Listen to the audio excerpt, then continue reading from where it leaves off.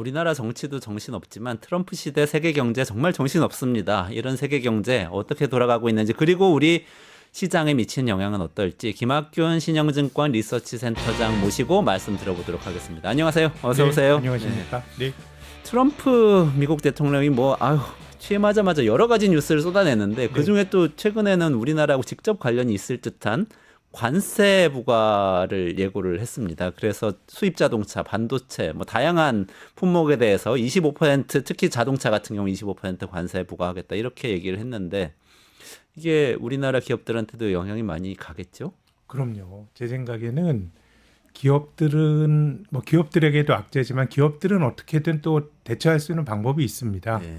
왜냐하면 공장을 미국에 짓는다라든가 아주 장기적으로 보면 근데 이제 중요한 거는 이제 한국의 내수가 굉장히 이제 타격을 많이 받겠죠. 공장이 빠지고 이렇게 되면. 근데 어쨌든 트럼프가 취임 이후에 여러 가지 얘기들을 이제 하고 있는데 제 생각에는 이게 이 사람들이 좀 진심인 것 같아요. 네.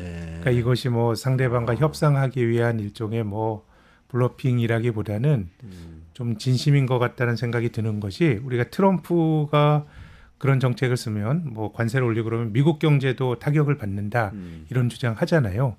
근데 지난 1기 트럼프 행정부 때와 다른 거는 이 사람들이 그거 우리도 알아. 그렇지만은 하겠어라고 하는 게 지난번에 이제 캐나다, 멕시코에 대해서 25% 관세를 올릴 때도 우리도 고통스럽지만 트럼프의 워딩으로는 위대한 미국을 만들기 위해서는 해야 된다라고 얘기를 하는데요.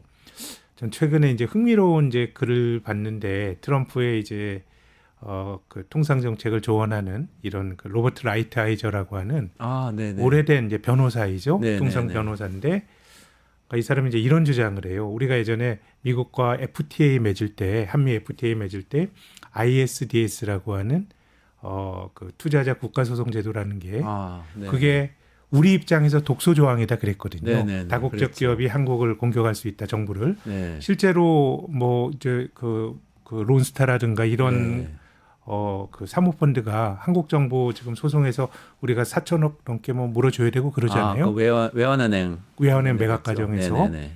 근데 로버트 라이트아이저는 ISDS 같은 거 하면 안 된다고 주장합니다. 그래요? 그 배경이 뭐냐면 이제 미국이란 나라는 재산권 이런 거 잘 돼 있는데 그런 미국 자본을 나라 밖에서 보호하는 제도가 있으니까 미국 기업들이 나라 밖으로 공장을 뺀다는 거예요. 그러니까 이 사람들은 이제 그런 걸 모르는 게 아니고 월마트와 같은 유통자본에 대해서 대단히 적대적이고요. 우리가 싸게 중국에서 물건 가져와서 싸게 파는 건 좋은데 그런 거보다는 제조업 진흥이 자기들에게 더 중요하다 이런 얘기를 하니까 이제 정치인의 말이나 이런 것들은 상황에 따라 가변적으로 좀 바뀔 수는 있지만 제 느낌으로는 이 사람들이 조금 일기 때보다는 조금 더 좀 강경한 거 아닌가? 그런 느낌을 받게 됩니다. 그게 진심으로 보호무역을 해서 우리나라 제조업을 살리겠다. 우리나라 기업들 외국에 나가서 제조하지 말고 우리나라에 공장 지어. 이렇다는 말씀이신 건가요? 그런 거죠. 저는 미국이 원래 미국이란 나라는 이제 자기들끼리 문 닫아놓고 그냥 편안하게 살던 나라였는데요. 이제 2차 세계대전이 끝나고 나서 미국이 자국 시장을 다른 나라에게 완전히 개방을 해서 물건을 팔게 해줬죠. 그래서 일본이나 독일이나 이런 전범 국가나 한국도 대미 수출을 통해서 이제 경제가 어떻게 살아났는데요.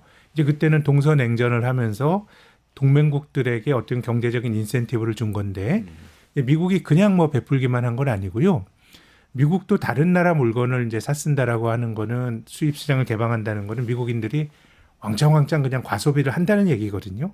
그냥 마음껏 쓰고 그 대신에 달러가 기축 통화가 됐다 보니까 경상수지 적자가 쌓이더라도 미국이 국가 부도가 날 일이 없어요. 찍어내면 되니까. 그렇죠. 그리고 또 이제 미국은 전통적으로 소비를 많이 하게 되면 저축이 부족하거든요.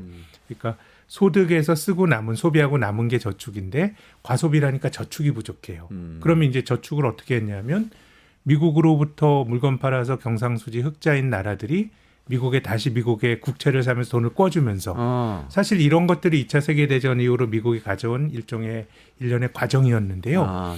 저는 이게 2008년 글로벌 금융위기 이후로 좀 뭔가 바뀌고 있다고 보는데 그러니까 제 요지는 이제 트럼프가 약간 블러핑하는 것 같긴 하지만 그래도 될 만한 경제적 조건이 있으니까 이 사람들이 이렇게 한다라는 게 저의 주장인데요. 네. 일단 2008년 글로벌 금융위기를 겪으면서 야 이건 뭐 제조업 기반 없이 금융만 가지고 돈놀이만 하는 거에 대한 성찰이 있었습니다. 네. 그래서 그때부터 우리도 제조업 하자. 트럼프 들어오기 전에 오바마 때 일이고요. 그런 과정에서 미국이 또 셰일 에너지가 이제 그 발견이 되면서 미국의 전기료가 전 세계에서 제일 쌉니다. 지금 뭐 AI 같은 것들 하는데 우리나라가 이제 뭐 그 지금 정권에서 이 반도체 산단을 만든다 뭐 이런 얘기 했잖아요. 근데 그런 말이 잘 와닿지 않는 건 그럼 전기는 어떻게 할 건데요? 사실 네. 그런 것들이 너무 듬성듬성 비어져 있었는데 그렇죠. 지금 이제 미국은 굉장히 전기료가 싸요. 그리고 이제 이거 조금 복잡한 얘기입니다만은 2008년 글로벌 금융위기 이후로 중앙은행인 연방준비제도가 그냥 미국 정부의 국채를 막 사니까 부족한 저축을 다른 나라에 손을 빌릴 필요도 없어졌고 또 코로나 팬데믹을 거치면서 야 이게 뭐 좀 싸게 만든다고 밸류체인을 막 뭐 말레이시아에 자동차 반도체 넣고 이러면 안 된다라고 생각을 하다 보니까 저는 조금 미국이 다른 나라에 윽박지를 수 있을 정도의 네, 그런 환경들이 조금 만들어진 것 같고 뭐 그 과정에서 뭐 우리나라 같은 나라는 좀 뭐 유탄을 맞을 가능성이 전 있다고 봅니다. 아, 그렇군요. 그러니까 구조적으로 양적 완화 과정에서 그 미국 중앙은행인 FRB가 했던 예를 들면 미국 네. 국채를 그냥 화폐를 발행해서 구입하는 식으로 네. 화폐를 공급하는 그 방법이 예전에는 그거를 미국의 물건판, 뭐 중국이나 한국이나 일본 같은 경상수지 흑자국들이 국채를 사줬는데 네네. 뭐 봤더니 이거 뭐 우리가 그냥 하면 되겠네라고 하는 게 만들어졌기 때문에 전체적으로 저는 이런 변화가 크게 보면은 뭐 바이든과 트럼프가 사이가 사실 좋진 않지만 트럼프가 유일하게 뭐 바이든 그 정책을 칭찬했던 거는 막 중국을 공격하고 보조금을 줘서 공장을 뭐 미국 땅에 들어오게 하는 거는 바보 같은 일이야. 왜 돈을 주니? 그냥 이 관세를 물리 말아서 오지만 그래도 밸류체인을 미국 중심으로 바꾸는 건 잘하는 거야라고 이제 얘기를 하는데요. 저는 지금 나타나고 있는 일련의 변화가 트럼프 일기 때 시작됐다기보다는 뭐 이제 오바마 행정부 때부터 이런 과정들이 이런 연속성상에서 본다 그러면 이게 뭐 일시적인 돌출 행위로 봐서는 조금 곤란할 수도 있다는 게 제 의견입니다. 제조업을 살리고 또 이 스스로 뭔가를 에너지를 생산해서 이 미국을 자립적인 경제구조 어떻게 보면 보호무역주의 어떻게 보면 옛날식의 중상주의 네. 경제로 만들겠다는 거는 트럼프의 기획이 아니고 미국이 지금 그렇게 변하고 있는 거다. 저는 이렇게 2008년부터 말씀하시는 게리 피사로라고 하는 이제 하버드 대학 네. 교수가 오바마 행정부 때부터 이제 제조업 진흥 계획 이런 플랜을 가지고 왔는데요. 실제로 미국이 한 2007년 8년 이때는 제조업 노동자 숫자가 변호사나 회계사 같은 어떤 전문 지식 노동자보다 숫자가 적을 정도였어요. 그게 1980년도부터 네네. 그난 30년 동안 계속 제조업 노동자가 줄어들었거든요. 네. 근데 그 숫자가 2009년에 바닥을 치고 뭐 드라마틱하게 늘어나는 건 아니지만 바닥을 치고 지금 이제 늘어나고 있으니까 뭔가 이제 금융에 돈놀이 하면서 돌아갔던 경제 뭐 이런 부분들에 대한 뭐 미국 내부의 성찰이 2008년 이후에 전 있었다고 생각이 되고요. 또 이제 뭐 중국과 또 약간의 좀 이제 경쟁을 하는 과정에서의 어떤 뭐 여러 가지 미국의 선택도 조금 지금 어떤 행동을 나름 또 설명할 수 있는 요인이 아닌가 생각합니다. 아, 그렇군요. 근데 센터장님, 이 까다로운 의문이 여러 가지가 네. 막 드는데요. 네. 제가 좀 오신 김에 여쭤보겠습니다. 그렇게 되려면 달러가 좀 약세돼야 되는 거 아닌가요? 논리적으로 볼 때. 그 경상수지를 이제 적자를 해결하기 위해서는 네네네. 네, 그건 그렇죠. 맞습니다. 예, 자기들이 물건을 만들어서 또 외국에 팔기도 해야 되고 수입은 네. 덜 해야 되지 않겠습니까? 네. 그런데 지금은 그렇게 가려는 기미는 없는 거 아닌가요? 근데 지금 달러가 우리나라 원달러 환율이 작년 말에 1,470원이었습니다. 네네. 근데 지금은 오늘 1,430원이 깨졌어요. 아, 떨어졌네요. 얼추 한 45원 지금 떨어졌고요. 네. 그래서 지금 뭐 트럼프 행정부가 달러에 대해서는 달러를 강세로 가야 된다 뭐 이런 의지는 별로 없어 보입니다. 트럼프가 2017년부터 20년까지 집권했을 때 달러 가치가 신흥국에 대해서는 강했고요. 유로나 엔과 같은 이 선진국 통화에 대해서는 약했습니다. 네. 그래서 저는 지금 뭐 미국의 트럼프의 여러 가지 정책의 색깔이 굳이 강달러로 가야 된다 뭐 이런 지향이 있는 것 같지는 않고요. 뭐 오히려 또 그럴 수도 있죠. 이제 말씀하신 것처럼 1985년도 뉴욕 플라자 호텔에서 플라자 합의라는 걸 이뤘잖아요. 네. 그래서 제 생각에는 뭐 달러 약세를 오히려 좀 인위적으로 네. 유도할 수도 있지 않겠는가라는 생각이 들고요. 아. 어쨌든 트럼프 취임 이후로는 강달러가 아니고 오히려 달러가 조금씩 이제 약해지고 있습니다. 네. 네.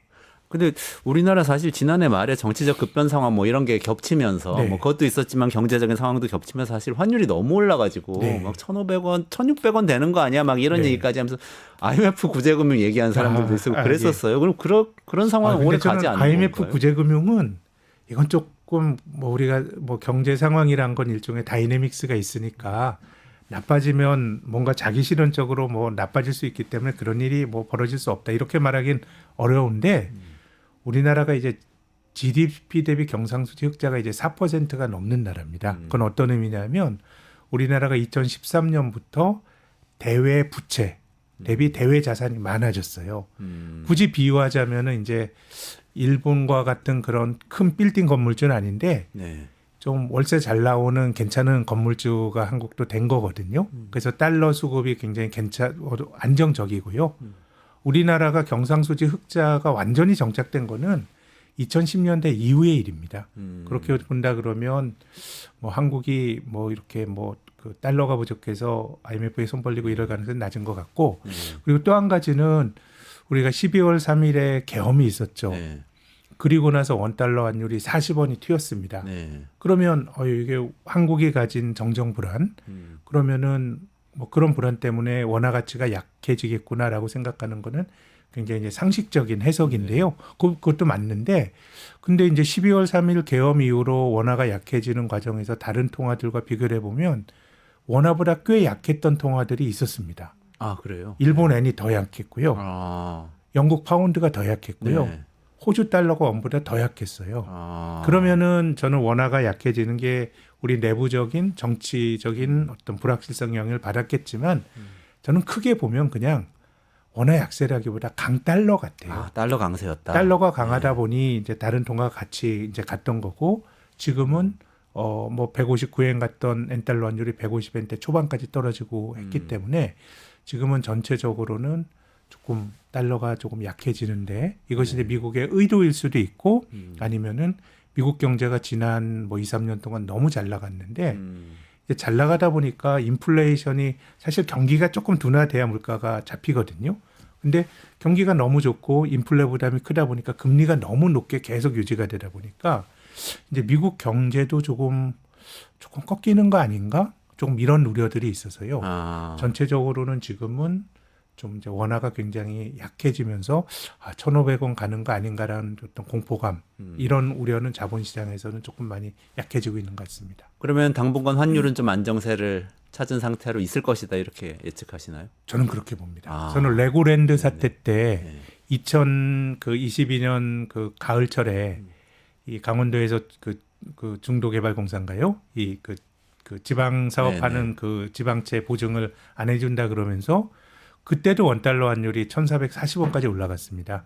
그 당시에도 일반적 해석이 한국에서 벌어지고 있는 채권 시장 혼란 때문에 원화가 약하네라고 생각했지만 실은 그때도 엔도 약했고 유로도 약했고 다 약했어요. 근데 이제 미국이 이제 2022년 가을철쯤에는 미국의 이제 금리 인상이 좀 멈춰질 거다. 이런 기대가 투영이 되면서 그냥 달러가 굉장히 약해져서 지금 1,220원대 환율이 저도 이게 그런 적이 있어서 생각하겠지만 네. 2023년 2월 달에 1,220원까지 단기간에 200원 떨어졌어요. 저는 뭐 그런 일들이 뭐 벌어질 수 있다고 봅니다. 1,200원대도 갈 수 있다. 저는 뭐 1,200원은 뭐 잘 모르겠지만은 네. 여기서 뭐 1,300원대 초반 네. 뭐 이런 것들은 전 갈 수가 있는 거 아닌가 그런 생각입니다. 갈 수 있다. 이건 뭐 원화가 한국 경제가 좋아서라기보다 네. 결국은 이것도 원화 강세가 아니고 크게 보면 달러 약세의 맥락에서 해석하는 게 맞는 것 같습니다. 근데 그 원화하고 달러하고의 관계만 보면요, 우리 네. 금리 얘기를 또 많이 하지 않습니까? 네. 근데 지금 어쨌거나 우리나라 내수 경기 안 좋으니까 한국은행에서 기준금리 계속 내려야 된다는 이 압박이 있고 또 내릴 것 같기도 하고 네. 이런 전망도 많이 나오는데 어떻게 보세요? 금리 내릴지 하고 이제 금리를 혹시 내리게 되면 그러면 또 원화 약세가 되는 거 아닌지.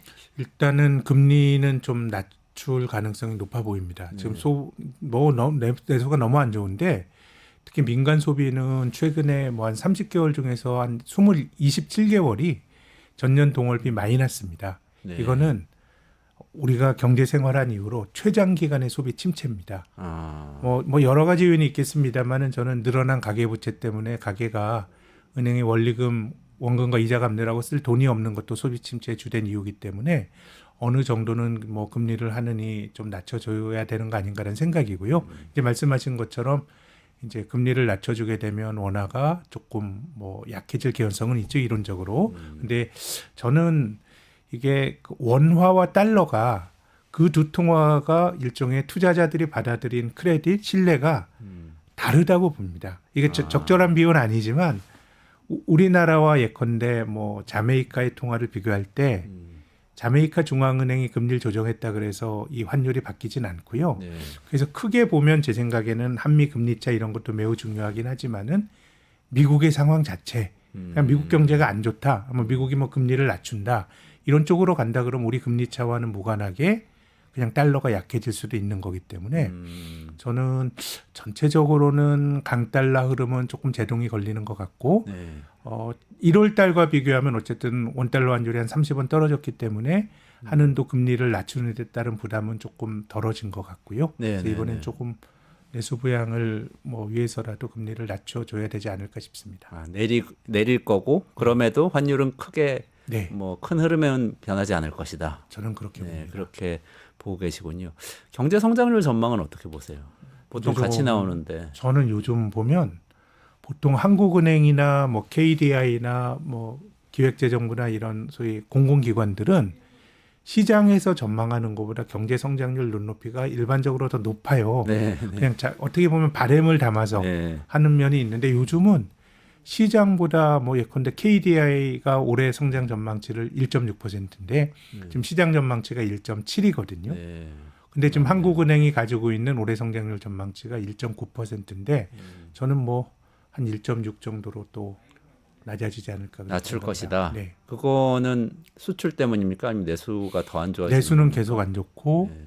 수출이 뭐 이제 2월 20일까지 보면 전년 동월비 예산 0.2% 정도 줄었습니다. 네. 근데 이제 작년보다 조업 일수가 한 이틀 정도 적긴 한데 올해 한국은행의 전망이나 뭐 많은 기관들 올해 수출이 작년보다는 좀 덜 늘어나지만 그래도 한 5% 정도는 늘어날 거다라는 게 이제 기저에 깔려 있는데 네. 저는 뭐 내수는 안 좋고 수출도 생각보다는 조금 뭐 불확실성이 커져서 아, 좀 어느 정도는 좀 조정을 해줘야 되지 않을까 생각합니다. 0.3% 포인트면은 꽤 큰 그 전망치 큰- 하락폭 아닌가요? 그렇습니다. 네. 근데 전망은 큰데 근데 이제 시장의 기대치는 이미 좀 선행적으로 조정이 되어 왔기 때문에 네. 금융시장에 미치는 영향은 좀 크진 않을 것 같고요. 네. 다만 이제 우리가 한국 경제가 재작년에 네. 1.4% 성장했습니다. 네. 우리가 경제 개발한 이후에 앞에 일자 붙은 게 그때가 처음입니다. 아, 물론 이제 외환위기 같은데 마이너스 성장을 한 적은 있어요. 그래서 네. 과거에 한국 경제가 나빴던 거는 IMF 외환위기나 아니면 2008년 글로벌 금융위기 때처럼 큰 샥이 있으면 성장률이 뚝 떨어졌다가 그 다음엔 바로 회복이 되는 그런 경로였는데 사실 재작년에 1.4%는 재작년에 사실 뭐 그렇게 큰일 없었거든요. 근데 작년에 2%하고 올해 1%대 또 한국은행 기존 전망이 내년에도 1%대 성장이거든요. 뭐 내년 성장률 수치야 뭐 지금 큰 의미는 없습니다만은 정말 이제는 한국이 뭔가 좀 저성장이 고착화되는 뭐 그런 국면에 접어든 거 아닌가 생각합니다. 아, 그렇군요. 증시 얘기로 조금 네. 돌려서 여쭤보겠습니다. 그 지금 말씀하신 대로 전망이 안 좋아지는 것도 있고 트럼프가 관세를 매긴다고 하고 네. 또 게다가 강달러가 아니고 이제 약달러로 돌아선다고 하시니 네. 우리나라 주식시장의 주력 기업은 수출 기업들인데 네. 이게 어떻게 되는 것인가? 근데 걱정이 올해 됩니다. 한국의 성과가 미국보다 훨씬 낫습니다. 아, 현재까지요? 예, 어. 뭐 물론 두 달치 안 됐지만 또 중국 시장과 한국이 굉장히 좋습니다. 사실 중국과 한국은 길게 보면 약간 못난이 증시였거든요. 근데 지금은 이제 작년에 주가가 선조정을 받은 그런 기저효과가 일정 정도 작동하는 것 같고요. 또 두 번째는 앞서서 제가 그 레고랜드 그 사태 이후에 원달러 환율이 1,440원에서 1,220원까지 떨어지는 과정을 말씀드렸는데 이제 말씀하신 것처럼 원달러 환율이 떨어지면 원화가 강해지면 수출 기업들은 뭐 타격을 받는데 비달러 자산으로 한국 주식은 조금 수혜를 받는 경향들이 있었던 것 같습니다. 그래서 2022년 가을부터 2023년 초까지 원달러 환율이 1,440원에서 1,220원까지 떨어질 때 외국인이 우리 주식을 16조 원 샀고요. 코스피도 한 15% 올랐습니다. 오히려 약달러일 때, 그러니까 네. 원화가 강세일 때 네. 외국인들이 들어오는군요. 그렇습니다. 뭐 지금은 환율이 조금 떨어진다고 하더라도 1,300원대 환율도 사실 뭐 한국의 자동차 업체들에게 이제 좋으니까요. 네네. 그래서 이제 환율은 뭐 여러 가지 득실이 있지만 그런 점에서 보면 한국은 조금 기회가 여전히 시장이 좀 남아 있을 것 같고 다만 지금 우리가 기대하고 있는 환율의 변화도 한국이 좋아서 나타나는 강달러가 아니고 사실 같은 말이지만 네. 약달러의 성격이 있고 지금까지 좋았던 것도 뭐 작년에 주가가 조정받은 데 따른 일종의 기저효과라고 보면 뭔가 조금 이제 방어적인 논리들은 있지만 주가가 확 올라갈 수 있는 그런 스토리는 조금 부족한 것 같고요. 네. 그래서 저는 뭐 상법 개정이나 논란이 되게 많지만 그런 지배구조 쪽에서 변화가 나타난다 그러면 정말 아주 긍정적인 투자자들의 긍정적인 뉴스일 것 같고 나머지는 어쨌든 긍정적이지만 이것이 박스권에서 좀 오랫동안 횡보해온 우리 증시를 레벨업 시키기보다는 그냥 박스권에서 한번 네. 올라갔다 떨어졌다 하는 과정인데 박스권 내에서의 뭐 상승을 이끄는 동력이 아닌가 뭐 그런 생각입니다. 업종별로 자동차 업종 같은 게 이제 관세 발표되고 그러면 네. 좀 위험하진 않은 거예요? 근데 이미 주가가 네. 상당히 여러 가지 것들을 좀 뭐 많이 반영하고 있습니다. 이제 그렇기 때문에 뭐 전체적으로 한국은 이제 좋은 건 없지만 상당히 매를 많이 맞아서 네. 비싸지 않다. 뭐 이런 정도가 뭐 한국 시장 투자할 때는 사실 뭐 길게 보면 이런 것들이 뭐 한국 주식을 사야 될 동거가 되긴 어렵고요. 다만 이제 올 한 해만 놓고 보면 너무 한국 주식을 뭐 외면하고 많이 오른 미국 주식 사고 하게 되면 조금 엇박자 탈 수도 있다는 게 제 의견입니다. 일단 그래도 약간 안심이 되고 희망이 약간 생깁니다. 근데 오늘 여쭤보고 싶은 게 많았는데요. 이 미국의 변화에 대해서 다음번에 다시 한번 좀 네. 여쭤도 될까요? 미국이 정말 근본적으로 변하고 있다는 말씀 주셨는데 좀 더 네. 자세히 듣고 싶습니다. 예, 그랬으면 좋겠습니다. 오늘은 여기까지 진행해야 될 것 같습니다. 신영증권 김학균 센터장하고 말씀 나눴고요. 조금만 기다리시면 김재경 소장하고 서울 아파트 가격 전망 관련해서 살펴보도록 하겠습니다. 센터장님 고맙습니다. 감사합니다.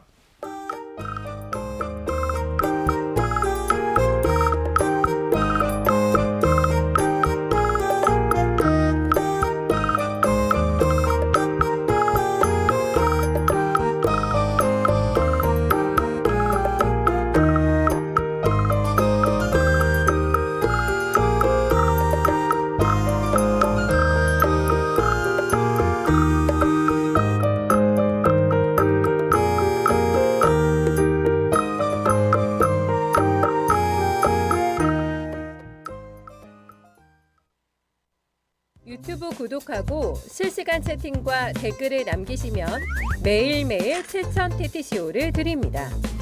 참여 방법은 통통물 어플을 다운로드하고 회원가입과 로그인을 해주세요. 마이페이지에서 나의 회원 고유 번호를 복사해주세요. 유튜브 구독 후 실시간 채팅이나 댓글창에 고유 번호를 한 번만 입력하면 준비 끝! 지금 유튜브 채팅과 댓글 쓰기 참여하고 7,000TTCO 받아가세요. 네, 오세훈 서울시장이 최근에 서울의 강남 송파 지역 토지거래 허가구역을 해제하는 조치를 했는데요. 이 이야기 관련해서 부동산 시장 전망 어떻게 되는지 김재경 투미부동산 컨설팅 소장님 그리고 시장을 이기는 부동산 투자원칙 저 책의 저자님이시기도 한데요. 모시고 말씀 들어보겠습니다. 안녕하세요. 네, 어서 오세요. 반갑습니다. 네, 저희 끝내주는 경제는 처음 오셨는데 네. 잘 부탁드립니다. 네, 저 역시 초대해 주셔서 영광입니다. 네. 일단 그 본론으로 바로 들어가서요. 오세훈 시장이 발표한 그 토지거래 허가구역 해제 이게 어떤 거고 이게 어떤 목적인지 뭐 이야기 좀 정리를 해주시면 좋겠습니다. 우선은 토지거래 허가구역이 어떤 건지 먼저 설명이 좀 필요할 것 같은데요. 말 그대로 토지를 거래함에 있어서 허가를 받아야 된다라는 내용입니다. 그러면 일반적인 토지거래 허가구역이라고 하게 되면 당연하겠지만 보통은 이제 3기 신도시 개발계획 등이 발표가 되게 되면 이 토지를 어쨌든 수용이 될 예정이다 보니까 멋대로 거래를 하지 말아라 하면서 묶어놓은 것인데요. 근데 이게 사실상 우리가 출발은 전 정권 때 이거를 도심지에다가 지정을 해버렸어요. 이제 아파트를 거래함에 있어서도 대지 지분, 즉 토지에 대한 면적이 있기 때문에 이거에 대해서 허가를 받아야 된다라는 개념이었었는데요. 근데 이런 식으로 토지거래 허가구역을 묶여놓게 되면 아무래도 가격이 이제 늘려지는 효과가 나옵니다. 이제 거래를 할에 있어서도 거래 제약들이 등장하죠. 우선 대표적으로는 실사용 목적으로만 매수를 해야 된다. 즉 실거주를 해야 되는 것이고요. 그렇다 보니까 일명 갭 투자, 전세를 끼고 거래를 하는 사항이 이제 금지가 되는 것이고요. 그렇다 보니 이제 매매 금액이 예를 들어 20억이다, 30억이다라고 하게 되면 현금이 다 필요하다든가 아니면 전세를 끼게 되면 아무래도 그만큼의 대출 이자 부담이 적었을 것을 이거를 내가 풀로 대출을 받다 보니까 이런 이자 부담 그리고 DSR 규제까지 겹치다 보니까 대출 한도도 많이 안 나오다 보니 매수가 조금 지연되는 아무래도 매수 수요를 좀 억제시키는 효과들이 있었고요. 그리고 또 대표적으로는 이제 다주택자는 매수가 금지입니다. 원칙적으로는 무주택자가 매수를 할 수 있고 1주택자는 처분 조건부로 살 수 있다 보니까 매수자들이 이제 쉽게 거래를 못하게 되는 효과를 주는 게 바로 토지거래 허가 구역이었습니다. 근데 이런 사항을 이번에 해제를 한 것이거든요. 그러니까 해제한 이유는 다들 이미 짐작하고 계시겠지만 대선 목표를 두고서 푼 거라는 게 중론이긴 합니다. 왜냐하면 2024년도 8월 달까지만 한다 하더라도 당시 서울 부동산 가격이 워낙 치솟다 보니까 오세훈 서울시장이 직접 강남 3구랑 용산구 전역으로 토지거래 허가구역을 확대할 수도 있다라고 하면서 발언까지 했었는데요.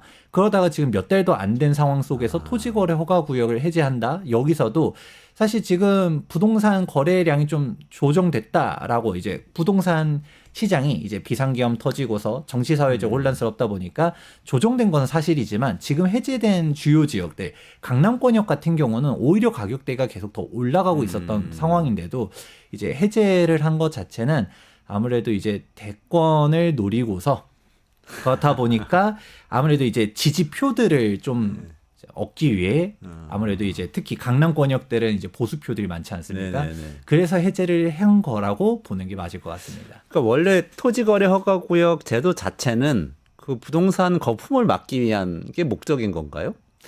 그렇죠. 앞서서 설명해 드렸던 것처럼 아무래도 이제 매수자 입장에서는 거래를 하기가 어려워지는 것이죠. 그렇다 보니까 실제로 토지거래 허가구역으로 지정된 곳들은 가격이 좀 눌려 있는 흐름들을 볼 수 있었거든요. 그런데 이게 해제가 되면서 지금 가격들이 다 튀어 올라가고 있는 현상을 보고 있습니다. 근데 만약에 그렇다면 그 허가구역 해제가 된 그 지역에서 투자자들이 더 매수를 많이 하도록 어떻게 보면 인센티브를 주는 지금 조치를 하겠다고 한 거잖아요. 만약에 그렇다면 그 지역들의 가격이 더 오를 가능성이 높아질 텐데 실제 그런지도 궁금하고요.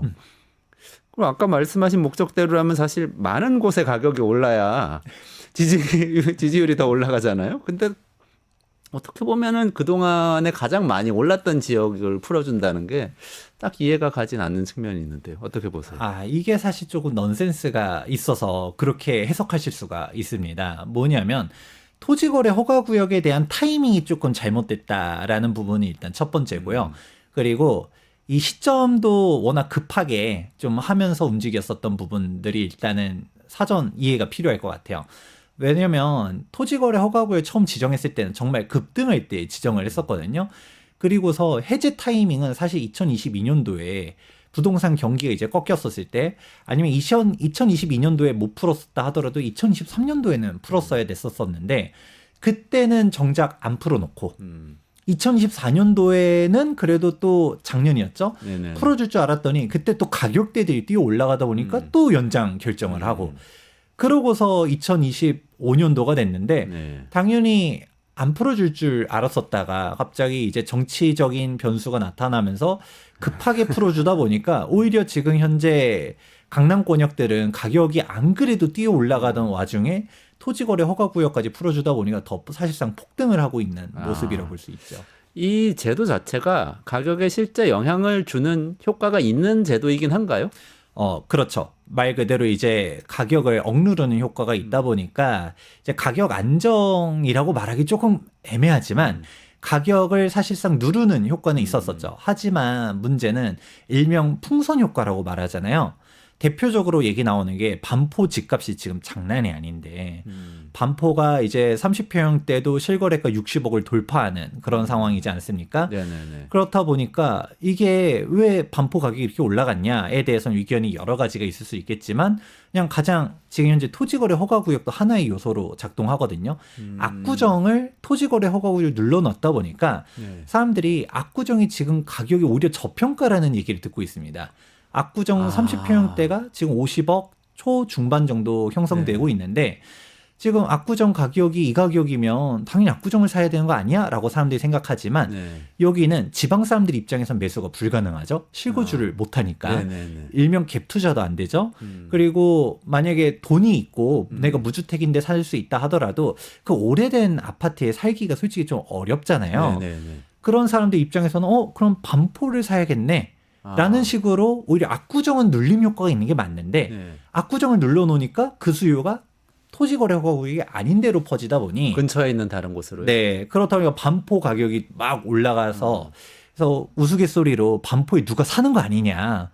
아니 집값이 올라간다고 해서 지정한 거면 왜 반포는 지정 안 하냐라는 그냥 농담 반 진담 이번에 반. 해제구역에 네. 강남 서초만 포함된 거에 대한 이야기인가요? 그 더 전에 그 전에 이번에는 반포는 토지거래 지역을 허가구역을 풀어줬는데 토지거래 허가구역을 지정한 요건 자체가 집값 상승을 막기 위함이라고 명분을 내세웠으면 왜 반포는 지정 안 했냐라는 얘기가 나오는 것이죠. 그런데 이번에도 토지거래 허가구역 해제 대상이 압구정은 빠졌거든요. 네네. 정비사업 지역들은 빠졌습니다. 그렇다 보니까 사실 지금 오 시장이 아까 대권 생각하면서 조금 지지 세력 결집을 위해서 풀어준 거다라는 얘기들이 있지만 정작 그 와중에서도 막상 재개발 재건축 소유자들 같은 경우는 지금 볼멘 소리들이 좀 많은 게 사실이기도 합니다. 그러니까요. 게다가 이 사실은 작년 하반기 정도부터 계속 들려오는 얘기는 이런 거였거든요. 서울의 예를 들면 강북 지역 같은 경우에도 신규 아파트 분양해가지고 이렇게 입주할 시점이 돼서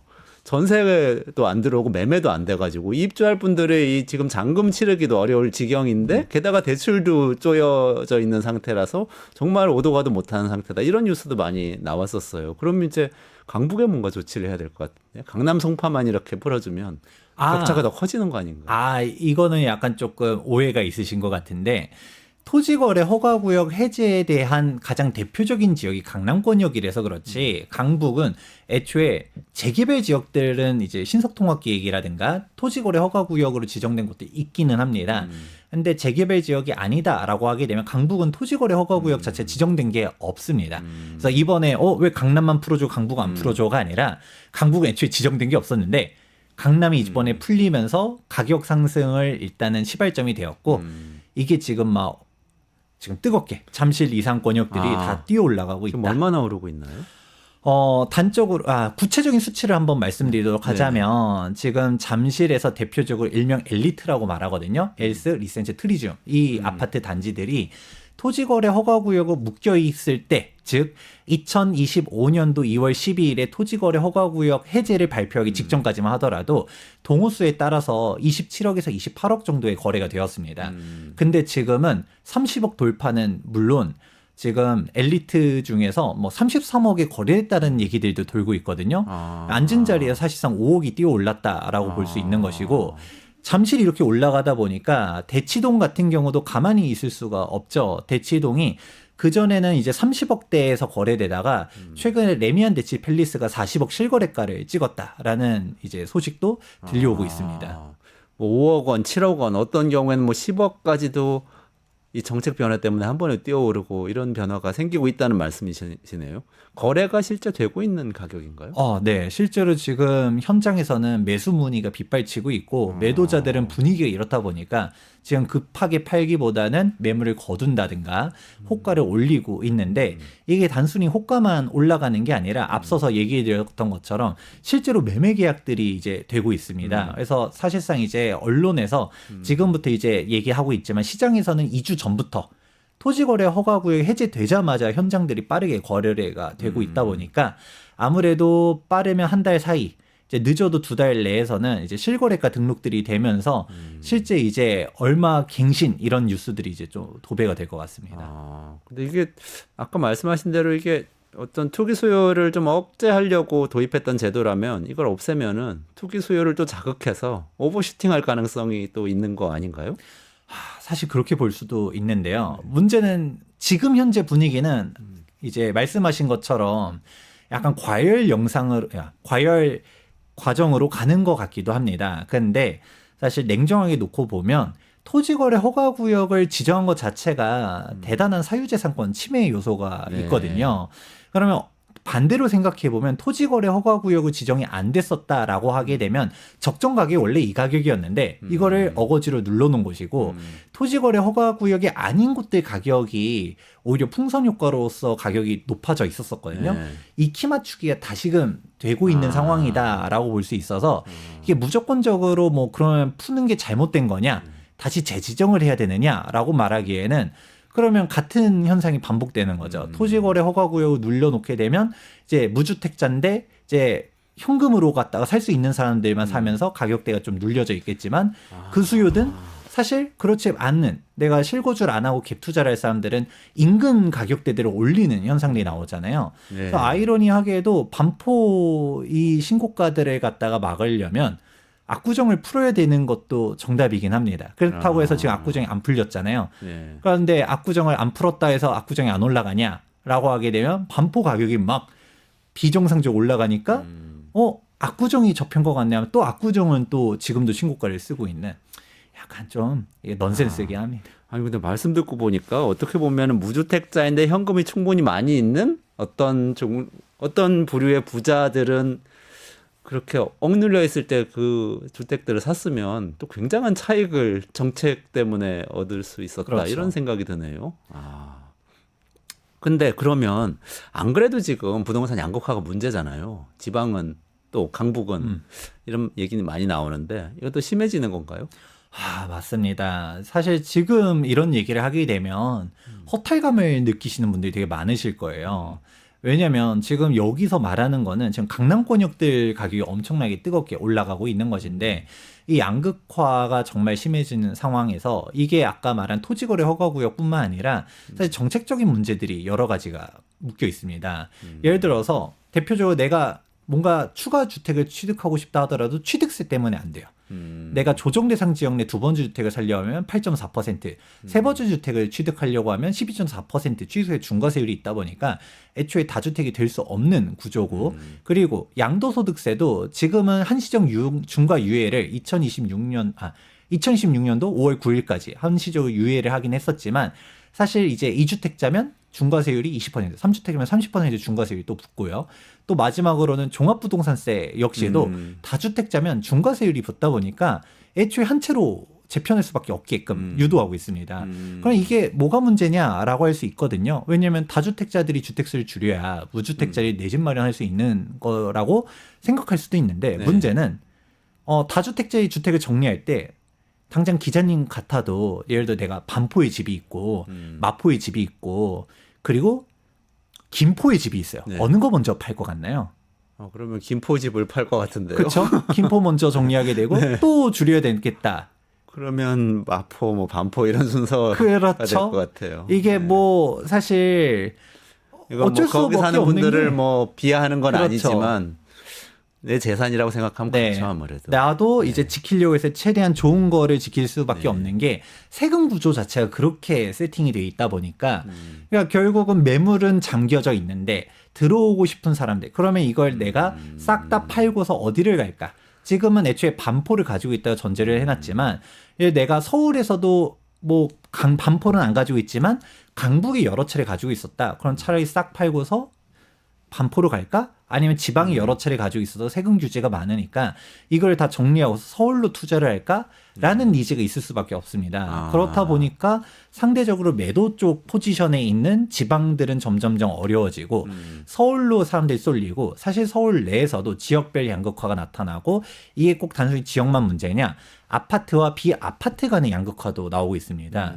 지금 뜨겁게 움직이고 있다 했지만 서울의 빌라 같은 경우는 찬바람이 정말 많이 돌고 있거든요. 지금 경매 건수 같은 경우도 비아파트들이 정말 쏟아집니다. 아파트가 아니라 빌라, 오피스텔, 상가 이런 부분들이 경매도 지금 역대급으로 나오고 있다 보니까 사실상 이런 다주택자 규제가 옳고 그르고는 뭐 각자 판단하시겠지만 이 현상 자체가 결국은 상급지, 똘똘한 한 채를 유도한다. 라고 이해하면 좋을 것 같습니다. 좀 생각해 볼 만한 대목이 있네요. 그러니까 토지거래 허가제도 이외에도 다주택자 구조, 규제 구조 자체가 이런 양극화를 초래한다 이런 말씀인데 마지막으로 요거 하나 더 여쭤볼게요. 오늘 정책에 대해서 해설해 주시니까 너무 재미있어서 상속세 완화가 지금 정치권에서 또 뜨거운 화두입니다. 될 것도 같아요. 이번에 어느 정도 완화되냐는 뭐 논란의 여지가 있지만 부동산 시장에 영향을 줄까요? 부동산 시장에도 영향을 주겠죠. 근데 이제 상속세 완화는 개인적으로는 이제 필요하다라고 생각은 합니다. 왜냐면 이제 상속세 문제 때문에라도 지금 사실 이 상속세율 이게 상증세법이라고 하잖아요. 상속세 및 증여세법인데 이 세율 구조 자체가 90년도 때부터 계속적으로 유지된 세율입니다. 그렇다 보니까 이제 예전에는 사실 이 세율 구조 자체가 부모님이 우리 애들한테 뭐 집 하나 사주려고 했었을 때도 해줄 수 있는 이제 자금으로 크게 부담 안 되는 세금 구조였었는데 지금 이 과세 표준은 그대로인 상태에서 인플레이션은 지금 몇 배가 뛰었다 보니까 사실상 뭐 지금 증여공제 5천만 원, 1억까지 세율 10% 가지고서는 뭐 전세 보증금도 안 되는 상황이죠. 그렇다 보니 지금 주택을 가지고 있는 사람들 입장에서도 이게 예전에는 진짜 고가 자산을 소유한 사람들만의 문제였다라고 하자면 지금 사실상 서울의 평균 매매주택 가격도 서울 아파트 평균 주택 가격도 지금 12억이 넘어가거든요. 말이 좋아서 평균이지 사실 12억 자체는 노원구나 이제 은평구 쪽의 신축 아파트 가격도 12억 정도 됩니다. 그러니까 일반적으로 서울에 내가 신축을 가지고 있다라고 하게 되면 사실 상속세 및 증여세 부담이 정말 큰데요. 그렇다 보니까 이 금액을 어떻게 해야 되는가에 대한 고민들이 많은데 사실상 이 상증세율 관련해서 좀 완화가 된다라고 하게 되면 이제 자녀들한테 좀 더 증여하기가 쉬워지는 구조가 될 수도 있습니다. 그러면 이제 주택이 사실 이게 조금 조심스럽게 한데 제가 이거 말을 잘못했다가 괜히 또 완화를 안 할까봐 그긴 한데 아무래도 상증세율이 낮아지게 되면 주택을 굳이 매도하기보다는 증여하는 쪽으로 가는 사람들이 많을 수 있거든요. 그럼 시장에 매물이 덜 나올 수도 있겠네요. 네, 매물이 잠김이 될 수 있는 것이고 그런데 이제 잠겨버린다라고 하게 되면 또 괜히 또 이걸 막기 위해서 또 완화하면 안 되나? 라고 할까봐 제가 조심스럽긴 하지만 근데 이게 좀 필요하긴 하다라고 개인적으로는 생각합니다. 알겠습니다. 필요는 하나 시장에서 매물은 좀 줄어든 효과가 있을 수 있겠다. 네. 여기까지 말씀드려야 될 것 같습니다. 예. 김재경 소장님 오늘 처음 방송해 주셨는데요. 이 좋은 설명 정말 감사드립니다. 저희 이번 주에 끝내주는 경제는 이제 매일 오후 5시 45분에 라이브로 진행됩니다. 그래서 내일도 끝내주는 경제는 5시 45분에 찾아뵐 거고요. 뉴스토마토에 내일 좀 큰 이슈가 있잖아요. 그 헌법재판소에서 윤석열 대통령의 최후 변론이 있는데 오후 2시부터 이와 관련된 특보를 전해드리니까 오후 2시부터 라이브 접속 부탁드립니다. 오늘은 김재경 소장님하고 여기까지 말씀 나누고 같이 인사드리고 물러가도록 하겠습니다. 고맙습니다.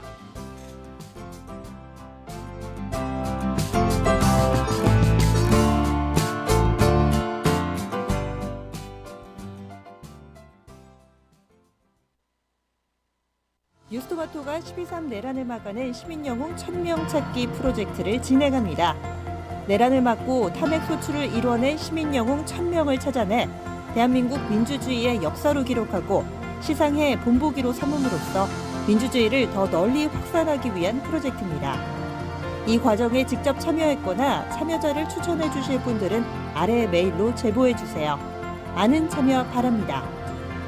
뉴스토마토와 함께 해주실 분들의 응원을 기다립니다.